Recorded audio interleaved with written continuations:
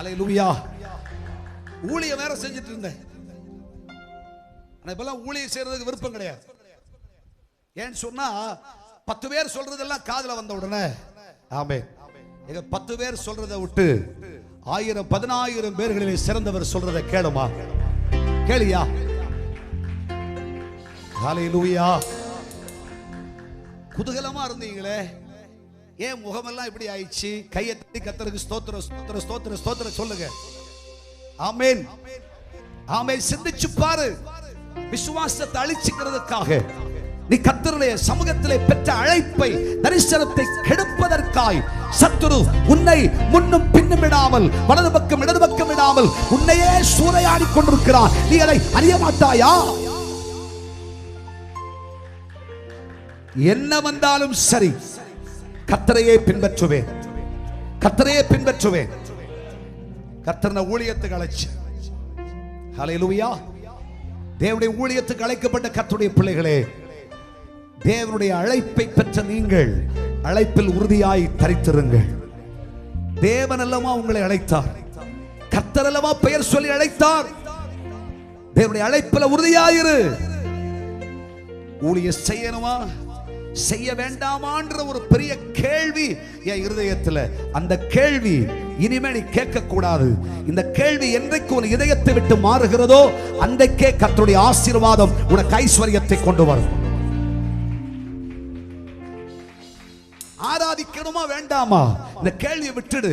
துதிக்க வேண்டுமா வேண்டாமா? விட்டுடு. ஜெபிக்கவா ஜெபிக்க வேண்டாமா? விட்டுடு. பாடணுமா பாட வேண்டாமா? விட்டுடு. ரட்சிப்பை பெற்று வந்த அன்றைக்கு நீ ஜெபிச்ச ஜெபம், நீ ஜெபிச்ச ஆராதனை எப்படி ஆராதிச்ச தெரியுமா? எல்லாம் விட்டுட்ட. இப்ப ஏதோ கடமைக்கா பைபிள் எடுத்துக்கிட்டு பாட்டு புத்தகம் தூக்கிட்டு கோயிலுக்கு வரோம். Praise the Lord. ஒருவேளை போகாம இருந்தா ஆவியானவர் கோபப்பட்டார்னா என்ன செய்யறது? அதனால கோயிலுக்கு போயிட்டு வந்துடலாட்டு ஃபார்மாலிட்டிக்கா கட்டுக்கட்டா புத்தகம் தூக்கிட்டு வந்துட்டு போறேன். கை தட்டி கர்த்தருக்கு ஸ்தோத்திரம் பண்ணு. ஹல்லேலூயா. அந்த சிந்தையெல்லாம் உன்னை விட்டு விடு, விட்டுடு. உன்னுடைய வாழ்க்கையை சிதறடிக்கிற உலகத்தின் ஆவிகள் பலது இருக்கிறது. சத்துரு உன் ஆசீர்வாதத்தை சூறையாட நினைக்கிறான். உன் குடும்பத்தின் நன்மைகளை அழிக்க விரும்புகிறான். உன்னை இல்லாமலாக்க விரும்புகிறான். கர்த்தர் உனக்கு தந்திருக்கிற மேன்மையை கெடுக்க நினைக்கிறான். நீ பெற்ற அழைப்பு ஒரு மகா பெரிய அழைப்பு. ஆமென். 25 வருஷமா வாழ்க்கையில கர்த்தர் கொடுத்த அழைப்புக்கு பின்னாடி பயணம் செஞ்சிட்டு இருக்கேங்க. ஆண்டவர் கொடுத்த அழைப்புக்கு பின்னாக பிரயாணம் செய்யும் போது உலகத்தில் இருக்கிற பிரச்சனை ஒரு பக்கம் வரும். அந்த பிரச்சனையை ஃபேஸ் பண்ணி அந்த பிரச்சனைக்கு ஒரு பரிகாரத்தை கண்டுவிட்டு வருகிற பொழுது அதுக்கப்புறம் என்ன பிரச்சனை வரும்னு சொன்னா ஆவிக்குரிய பக்தர்களின் பிரச்சனை வரும். அல்லேலூயா சொல்லுங்க. ஆவிக்குரிய பக்த சீலர்கள் சொல்லுகிற பக்தர்கள் கொடுப்பார்கள் கொடுமையை. அந்த கொடுமையை பார்த்து அதை ஃபேஸ் பண்ணி நிக்கிற போது அடுத்த பக்கம் பிசாசு, சொந்த சகோதரன், ஐயா வீட்டா நாட்டா உடனிருப்பவன் என்றெல்லாம் சத்துரு பிரச்சனையை கொண்டு வந்து நம்மை சூறையாட நினைத்திருக்கிறான். இதெல்லாம் வாழ்க்கையில கடந்து வந்ததனால தேவ பிள்ளையே, கர்த்தர் நடத்தி வந்த பாதையை உனக்கு சொல்லுகிறேன். அந்த இடமெல்லாம் சோர்ந்து போகவில்லை, தளர்ந்து போகவில்லை, தலை குனிந்து போகவில்லை, தளரவிடவில்லை.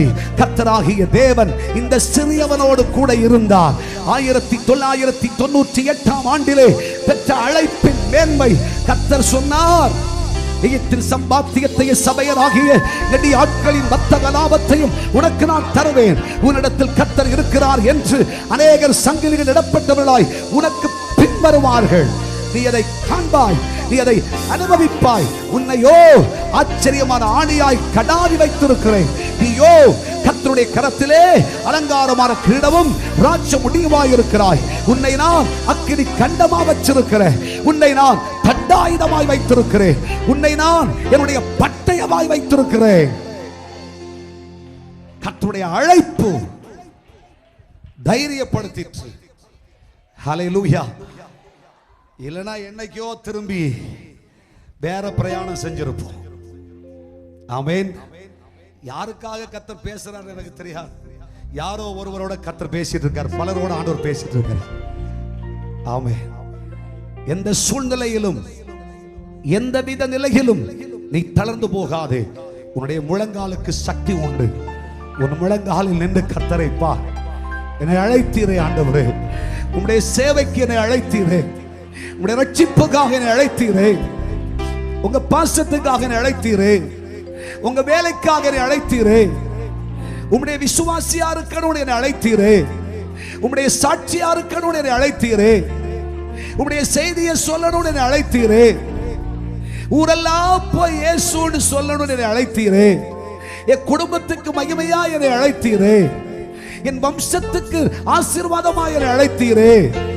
தேவனுடைய பிள்ளையே, கர்த்தருடைய சமூகத்தில் முழங்கால நின்று கர்த்தருடைய சமூகத்தில் ஒவ்வொரு நாளும் இதை சொல்லிக்கொண்டு கர்த்தர் கொடுத்த வாக்குத்தத்த வசனங்களை முன்வைத்துக் கொண்டு பிரயாணம் செய். கர்த்தரை விட்டு பின்வாங்காதே. செய்த ஊழியத்தை விட அதிகம் செய். ஒரு தடவை இயேசுநாதரை பத்தி பேசியிருக்கணும், நீ 10 முறை பேசு. ஒருவருக்கு சுவிசேஷம் சொல்லி இருக்கணும், நீ 10 பேருக்கு சுவிசேஷம் சொல்லு. ஹல்லேலூயா, ஆமென். உலகத்தில் இருக்கிற சிற்சில சக்திகள் எல்லாம் நம்ம வாழ்க்கைய இருதயத்தை கலக்கி போடுகிறது என்றால், சூறையாடுகிறது என்றால் விட்டுவிடாத. கர்த்தர் வைத்திருக்கிற ஒரு பெரிய ஆசீர்வாதம், ஒரு பெரிய நன்மை, ஒரு பெரிய மேன்மை உனக்காக காத்து கொண்டே இருக்கிறது. அக்கம் பக்கம் வருகிற எந்த சக்திகளை குறித்து நீ கலங்காதே, நீ கவலைப்படாதே. இதோ ரூத்து சொன்ன மாதிரி நீ சொல்லணும், உம்மை விடாமல் பற்றி கொள்ளுவேன்.